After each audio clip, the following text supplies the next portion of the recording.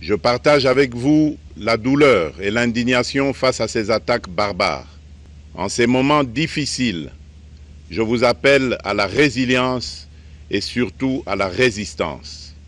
À vous, habitants de Goma et des environs, je ressens profondément votre douleur qui est aussi la mienne. Tshisekedi prétendait avoir recruté des mercenaires occidentaux pour aider l'armée congolaise à combattre l'armée rwandaise. On découvre que ces mercenaires ne sont ni plus ni moins que les compagnons de Kagame, qui étaient à l'intérieur de l'armée congolaise. Est-ce que vous comprenez? Est-ce que vous voyez le degré de misère mentale, de misère intellectuelle qui frappe l'élite qui dirige le Congo? Tshisekedi, il a été prévenu plusieurs fois. Vous ne pouvez pas prendre des mercenaires occidentaux pour combattre un État qui a été armé par l'Occident pour vous combattre. Vous ne pouvez pas le faire. Ce n'est pas possible. On l'a expliqué de 1000 façons possibles à Tshisekedi. Il est allé chercher les mercenaires occidentaux pour combattre Kagame, qui est lui-même un mercenaire occidental. Et voilà que les mercenaires se sont rassemblés ensemble. Ils ont trahi l'armée congolaise. Des soldats congolais sont tombés et eux, ils se mettent au beurre. Ils passent de l'autre côté tranquille. De toutes les façons, ils n'étaient pas venus mourir, ils étaient venus prendre l'argent du Congo.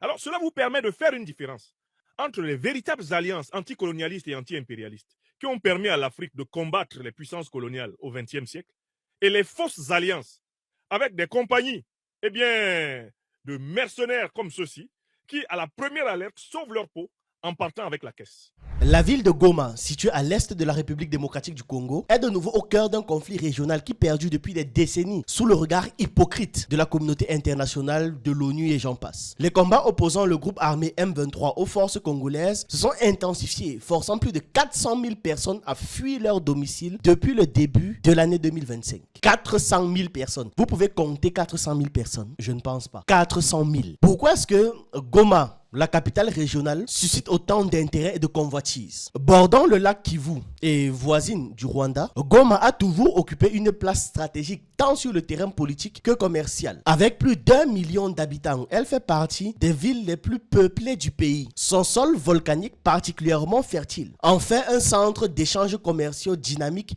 avec le Rwanda. Sa proximité minière avec d'importantes zones riches en ressources très prisées sur le marché international comme l'or, l'étain, le cobalt, le coltan et j'en passe, renforce donc son importance. C'est à cause de toutes ces richesses que la ville bénéficie d'un réseau routier et aérien stratégique et abrite les Nations Unies, bien sûr, de nombreuses entreprises occidentales, bien sûr, de nombreuses ONG occidentales et des représentations diplomatiques qui s'organisent ensemble pour pouvoir voler et piller la région tout en fermant les yeux.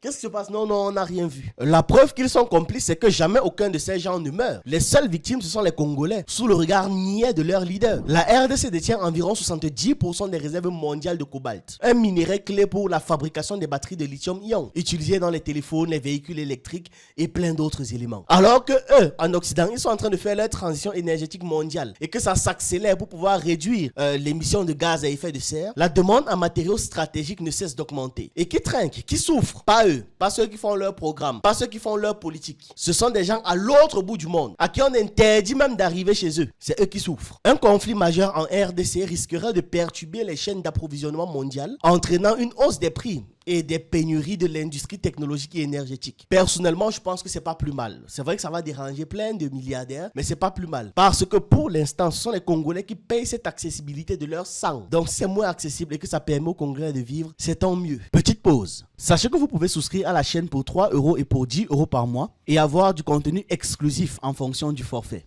Tous les membres qui ont payé un abonnement peuvent rejoindre le groupe Telegram où j'ai déjà partagé plus de 150 vidéos qui ne sont plus sur la chaîne. Et dans ce groupe, je partage régulièrement ce que je ne peux pas publier sur YouTube. Et pour ceux qui veulent apprendre, nous avons de nouvelles formations. En plus de celles qui vous apprend à faire une chaîne YouTube rentable, on a rajouté des formations en montage vidéo, en conception de miniatures et en écriture de vidéos. On vous apprend comment monter une vidéo en face caméra, en illustration ou encore en utilisant des avatars. On apprend également à faire des miniatures comme Pensée Kamit, Yomi Denzel ou encore le célèbre youtubeur MrBeast. Je vous laisse toutes les informations en description. Revenons au sujet. En 2023, le président Félix Tshisekedi avait affirmé que Goma ne tomberait jamais, plaçant la protection de la ville parmi ses engagements prioritaires envers la population. Le 23 a repris le terrain perdu, il menace à nouveau les localités, les villes de Saké et bien sûr de Goma.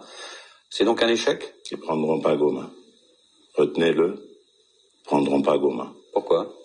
Parce que y aura une réplique de notre part. D'ailleurs, c'était même un de ses arguments forts pour la campagne présidentielle. Dans un climat de tension croissante, la RDC a rompu ses relations diplomatiques avec le Rwanda, poussant le secrétaire général de l'ONU, Antonio Guterres, à alerter sur le risque d'une escalade du conflit en une guerre régionale d'envergure. Mais sans rien faire. Il a juste alerté et il est rentré se coucher. Une telle détérioration pourrait encore aggraver une situation humanitaire déjà critique, alors que d'autres crises mobilisent les ressources internationales. En fait, le président de la RDC appelle ceux qui mettent le feu pour que ceux-ci éteignent le feu. Est-ce que c'est de l'ignorance ou du foutage de gueule? Si c'est de notoriété publique, c'est-à-dire les personnes lambda comme vous et moi savons que les pays occidentaux financent et aident le Rwanda, personne ne va venir me dire que le président de la RDC n'est pas au courant. Personne.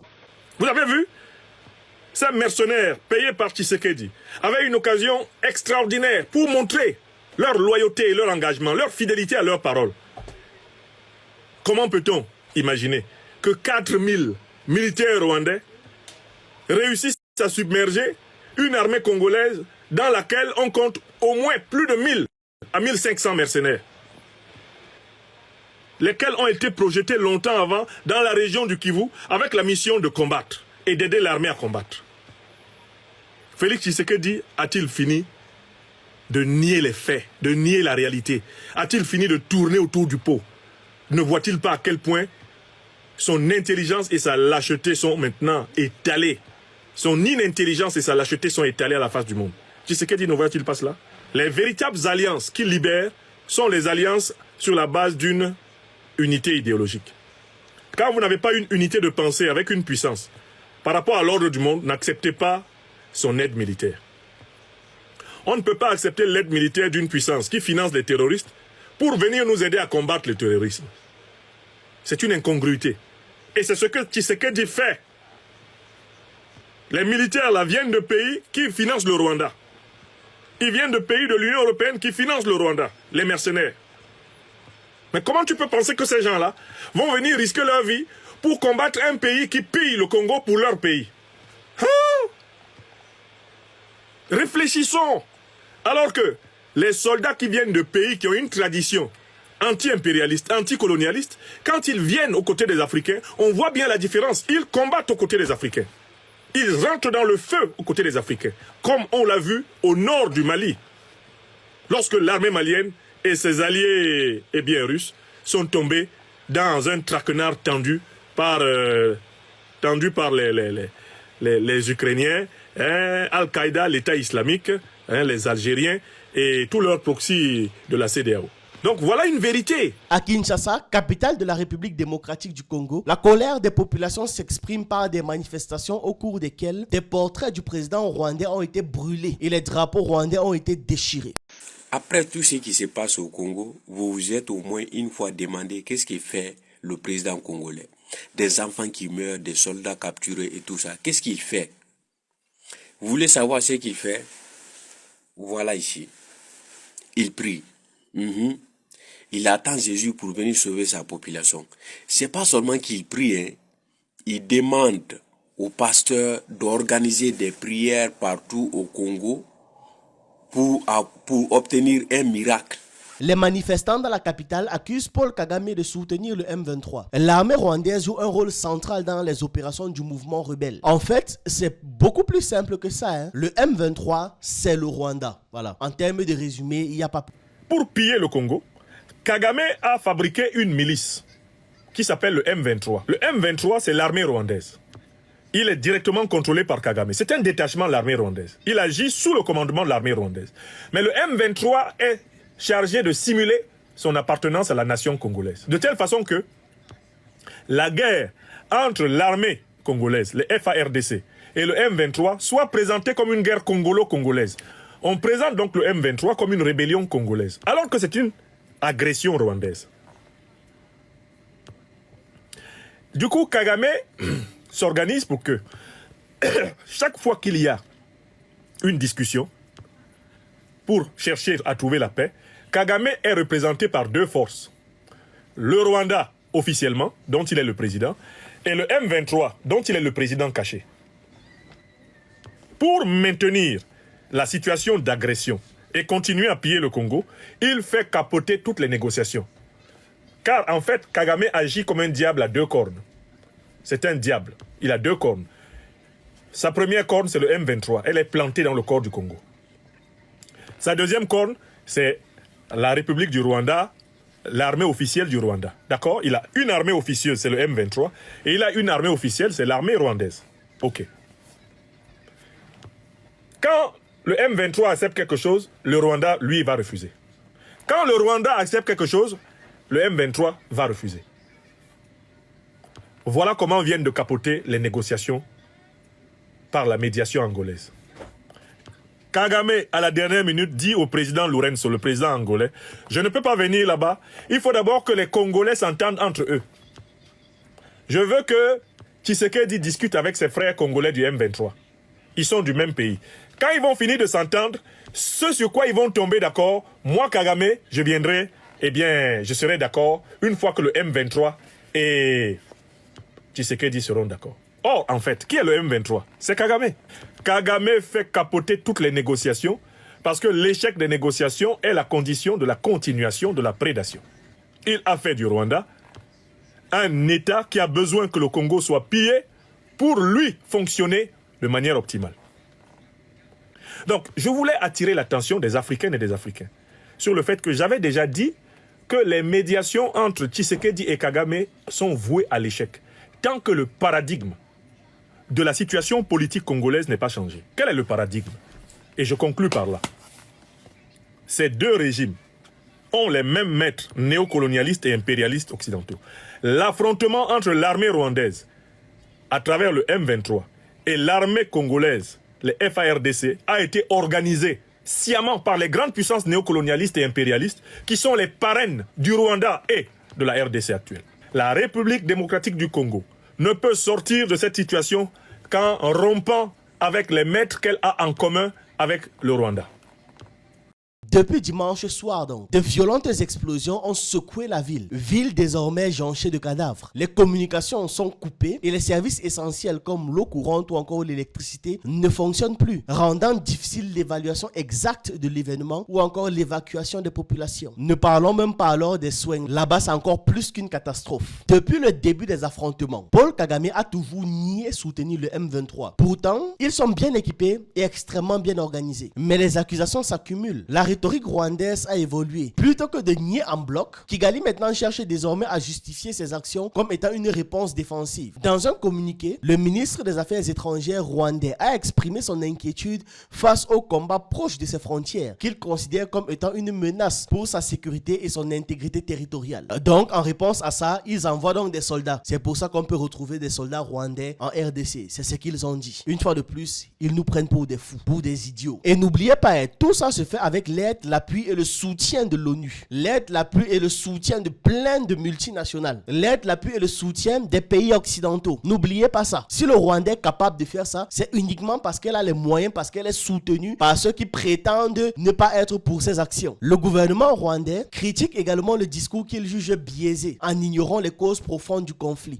Dans leur petit jeu de politique là, où on accuse un peu et il doit répondre, il nie. Il dit que voilà, les causes profondes, ça va au-delà de ce qu'on est en train de dire. Pour Kagame, cette tension trouve leur origine dans le génocide de 1994 où environ 800 000 Tutsis ont été massacrés par des milices Hutus. Après ces événements, certains responsables du génocide ont trouvé refuge en RDC et ont formé les Forces démocratiques de libération du Rwanda, en abrégé FDLR. Un groupe armé encore actif aujourd'hui. Le Rwanda considère cette organisation comme une menace existentielle et a déjà mené 2 interventions militaires en RDC pour la contrer. D'ailleurs, ils l'ont fait sans la permission de la RDC, bien évidemment. Sinon, ce ne serait pas drôle. Ils ne vont pas ajouter des crimes à des crimes. En début janvier, Kagame a reproché à Félix Tshisekedi de ne pas lutter efficacement contre les FDLR et de refuser tout dialogue avec le M23, alimentant ainsi l'instabilité. Alors que c'est lui qui alimente cette instabilité. Le M23 contrôle déjà des territoires plus stratégiques sur le plan économique. Mais cette offensive permet à Kagame d'affirmer son influence dans la région. Le Rwanda accuse d'ailleurs le gouverneur militaire du Nord Kivu récemment tué d'avoir collaboré avec les FDLR. Et une telle révélation aurait été perçue comme étant une ligne rouge par Kigali. Le M23, dont l'histoire est liée aux tensions ethniques factices, mais créées et alimentées de la région, se présente comme un défenseur des Tutsis congolais. Alors que ces mêmes Tutsis congolais se font aussi tuer dans les affrontements. Comme je le dis, ils se fichent de qui au juste. Après un premier soulèvement, il y a plus de 10 ans, un accord de paix avait été signé, entraînant le désarmement des combattants et leur regroupement en Ouganda. Mais depuis 3 ans déjà, le mouvement a repris les armes, affirmant que ses revendications n'avaient pas été respectées. Donc, face à la menace, la mission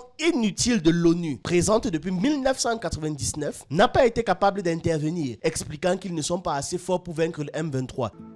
Les Nations Unies ne sont pas capables de battre le M23.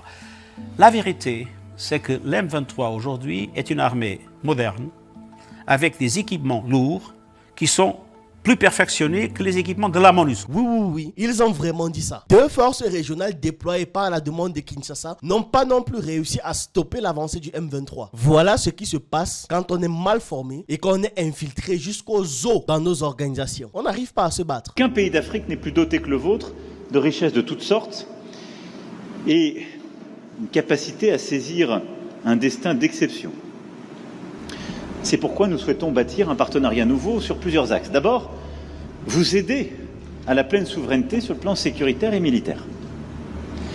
Nous sommes déjà les premiers partenaires en termes de formation militaire de la RDC. Le M23 forme ses combattants durant 5 mois dans un centre d'entraînement situé à Tchanzu. C'est une localité près de la frontière rwandaise. L'enseignement de ces soldats y mène formation théorique, entraînement idéologique et exercices pratiques incluant des tactiques de guerre et des règles d'engagement en gros. Cette structure militaire avancée explique en partie la résilience du groupe face aux forces congolaises et internationales. Donc ça veut dire que voilà même un endroit qu'ils peuvent directement attaquer pour grandement fragiliser le groupe. Mais bon, rien n'est fait. Un rapport indique que des officiers rwandais étaient fréquemment présents dans les camps du M23 où des recrues, y compris des enfants, étaient amenés. Certains d'entre eux s'engageaient volontairement, tandis que d'autres étaient enrôlés de force par un processus systématique impliquant des chefs locaux chargés de fournir des conscrits. Sultani Makenya, ancien combattant aux côtés de Paul Kagame dans les années 1990 et actuel chef militaire du M23, a assisté à plusieurs cérémonies de fin de formation entre le 25 septembre et le 31 octobre 2024. Ces événements ont vu la participation de 3000 nouvelles recrues. Interrogée sur la présence d'officiers rwandais dans le camp du M23, la porte-parole du gouvernement rwandais, Yolande Makolo, n'a pas répondu. Elle n'a pas répondu. En revanche, elle a nié les accusations concernant l'utilisation d'enfants soldats, qualifiant ces allégations de guerre de l'information flagrante contre le Rwanda. Donc, elle ne répond pas à la question qu'on lui pose, mais elle répond à une autre question. Non, attendez, je reformule. Donc, elle répond à une question qu'on ne lui a pas posée, jusqu'à elle s'indigne. Voilà, c'est en fait comme ça qu'on doit comprendre son geste là. Bravo les détournements de l'attention. On constate qu'il y a une augmentation significative des effectifs du M23 depuis mai, période à laquelle ils étaient estimés à environ 3000 combattants. Entre 3000 et 4000 soldats de l'armée rwandaise étaient déployés en RDC sur la base de preuves variées, notamment des images satellites, des renseignements vidéo, des témoignages et des renseignements divers. Les combattants capturés du M23 ont révélé que les soldats rwandais étaient communément désignés sous le nom de Friendly Force. Le rapport de décembre des Nations Unies précise que cette appellation en anglais, Friendly Force, était employée de manière générique, indépendamment de la langue maternelle des personnes interrogées. C'était Friendly Force. Force amie, force alliée, Friendly Force. Ces forces spéciales rwandaises avaient pour mission principale de former et de soutenir les rebelles, tout en évitant de se mêler aux unités régulières du M23. L'Ouganda, allié du Rwanda, elle-même alliée de l'Occident, est également soupçonnée d'avoir apporté une aide logistique au M23, bien que Kampala refuse ces accusations. situation. Des officiers ougandais auraient été aperçus à Tchanzu et des livraisons d'armes ainsi que des passages transfrontaliers de combattants auraient été facilités par l'Ouganda. La prise de contrôle de la ville minière de Rubaya en mai 2023 semble être motivée par la volonté du groupe de monopoliser l'exploitation du coltan, un minerai aussi essentiel dans la fabrication des batteries de téléphone, des véhicules électriques, etc. etc. La ville s'est transformée en une carrière à ciel ouvert, c'est-à-dire toute la ville est maintenant une carrière. Le M23 perçoit environ 800 000 $ par mois grâce à la taxation de cette ressource et environ 120 tonnes de coltan seraient transférées au Rwanda toutes les 4 semaines, donc chaque mois. 120 tonnes. Et il y avait des images satellites qui permettaient comme ça de retracer le parcours que ces gars arrivaient à faire et comment est-ce qu'ils avaient créé des passages pour faciliter le transport des minerais vers le Rwanda. L'arsenal sophistiqué utilisé par le M23, incluant des roquettes 122 mm et des missiles guidés anti-chars d'origine israélienne, témoigne de son soutien militaire et témoigne de qui aide ceux qui aident le M23. Selon des rapports, le groupe emploie également des technologies de brouillage GPS qui auraient empêché l'armée congolaise d'utiliser des drones. La communauté des États d'Afrique de l'Est, sous la présidence actuelle du Kenya, tente une médiation. Cependant, Félix Tshisekedi a déjà annoncé son refus de participer à ce sommet d'urgence improvisé. De son côté, Paul Kagame insiste sur le fait que la question principale demeure la présence des FDLR, qu'il considère comme étant une menace sécuritaire majeure pour son pays. Depuis 30 ans, c'est évident que les problèmes de la RDC et les solutions ne nécessitent même pas d'expertise particulière. Il faut juste avoir une réelle volonté de puissance et d'indépendance et savoir toucher et affronter le véritable problème qui n'est pas le Rwanda. Le Rwanda de Paul Kagame n'est qu'un mercenaire qui est aussi mandaté, tout comme le M23 ne sont que des outils. Ce n'est pas eux le véritable problème. Il faudrait qu'on apprenne à toucher les sources de nos malaises, les sources de nos malheurs pour pouvoir les briser et se soigner définitivement et passer à autre chose. Parce que les affaires que le président Félix Tshisekedi réaffirme sa volonté de rétablir l'autorité de l'État dans l'est de la République du Congo, ça va 2 minutes, mais ce n'est pas là le problème. Ce ne sont pas les déclarations et les mots forts. Lors d'une allocution télévisée adressée à la nation, il a annoncé qu'une riposte ferme et coordonnée était en cours contre ceux qu'il qualifie de terroristes. Les forces de défense du Rwanda, en soutien de leurs marionnettes du M23, poursuivent leur entreprise terroriste sur notre territoire, semant la terreur et la désolation parmi nos populations. Je partage avec vous la douleur et l'indignation face à ces attaques barbares. Ces actes ne sont pas seulement une attaque contre la République, mais une offense à l'histoire et à la dignité de notre peuple. En ces moments difficiles, je vous appelle à la résilience et surtout à la résistance. Face à cette situation, permettez-moi de vous rassurer. Une riposte vigoureuse et coordonnée contre ces terroristes et leurs parrains est en cours. Nos vaillantes forces armées de la République démocratique du Congo, symboles de courage et de patriotisme, sont pleinement mobilisées, prêtes à défendre chaque centimètre de notre territoire. J'ai personnellement convoqué et présidé des réunions de crise avec une équipe restreinte du gouvernement, le haut commandement militaire ainsi qu'une réunion interinstitutionnelle afin d'évaluer les récents développements de la situation et de lever les options pour repousser les agresseurs et reconquérir chaque parcelle de notre territoire.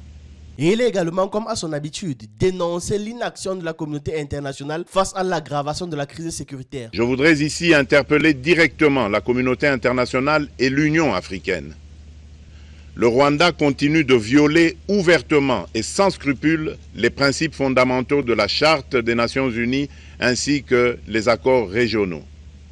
Pire, ces agissements se déroulent dans une impunité totale et ce, avec un mépris manifeste des règles internationales et des valeurs que ces institutions sont censées défendre.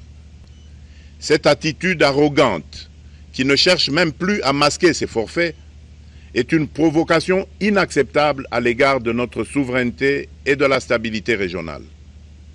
La présence de milliers de soldats rwandais sur notre sol, leur soutien politique, logistique et militaire à leur pantin du M23, ainsi que leur implication dans l'exploitation illégale de nos ressources naturelles, nous conduisent tout droit à une escalade aux conséquences imprévisibles, mettant en danger toute la région des Grands Lacs.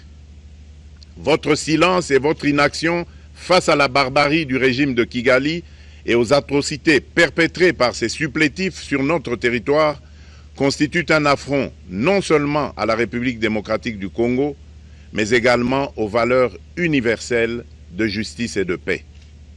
Le peuple congolais prend acte de cette passivité qui frôle la complicité. Mais c'est cette même communauté internationale qui a intérêt à ce que cette zone reste ainsi. C'est cette même communauté. Dans son discours, Félix Tshisekedi exhorte les Congolais à faire bloc derrière l'armée afin de restaurer la souveraineté du pays. À tous nos compatriotes, dans chaque province, chaque ville, chaque territoire et chaque village, ainsi que ceux de la diaspora, sans distinction d'appartenance ethnique ou politique, unissons nos efforts. Apportons un soutien indéfectible, moral et matériel à nos vaillants soldats. Mobilisons-nous comme un seul homme pour défendre notre souveraineté et sauvegarder notre intégrité territoriale. Je suis pleinement conscient des souffrances de nos compatriotes qui fuient les hostilités. Le gouvernement est instruit d'activer le plan d'urgence humanitaire pour venir en aide aux déplacés. À vous, habitants de Goma et des environs, je ressens profondément votre douleur qui est aussi la mienne. Elle traverse nos cœurs et nos âmes en tant que fils et filles d'une même patrie. Mais face à cette épreuve, je vous exhorte à puiser dans cette force intérieure qui fait la grandeur du peuple congolais. Résistez avec courage. Faites preuve de vigilance constante et gardez votre calme malgré l'adversité. À la jeunesse congolaise, pilier et espoir de notre nation, je vous exhorte à répondre massivement à l'appel de la patrie. Le moment est venu de vous lever, de mettre votre énergie et votre créativité au service de la nation. Nous devons renforcer nos rangs et chaque jeune Congolais prêt à défendre son pays a une place au sein de nos forces armées. Enrôlez-vous massivement dans l'armée. Alors, c'est très difficile de faire ça quand on voit les dirigeants qui abandonnent les populations. Et ensuite, ces mêmes dirigeants qui ont abandonné la population demandent à ce que cette population ait une abnégation à donner leur vie. Qu'ils aient cette abnégation-là jusqu'à aller donner leur vie. Abnégation d'ailleurs que ces dirigeants n'ont pas. Parce que là, on demande un patriotisme ultime aux plus pauvres, aux plus démunis.